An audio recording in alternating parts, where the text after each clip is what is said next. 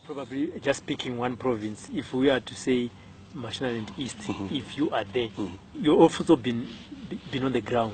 What is it that you think it is lacking, or what is it that you think can be done in Mashonaland East so that the province and its people can develop?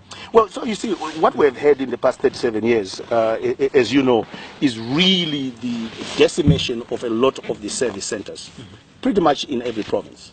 Not just service centers, towns as well. We used to have thriving towns and so on, and this has also really impacted infrastructure and all that. So if you are going to have development in those provinces, some of the things that these gaps that are there will actually be revealed by the presidential residency in that week. You really discover whether there is consistent electricity supply. Are there conference facilities in that place? Are there enough hotel facilities in that place? If you want to encourage, for instance, the National Tourism Plan, which is based on the study which was funded by the African Development Bank, and you want to make sure that each province can also have a thriving tourism sector, are the facilities there?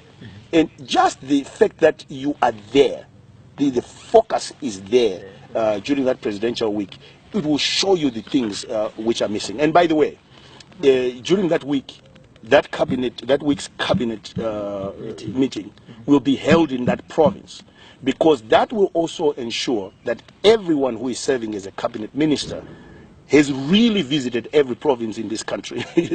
So these things are important. And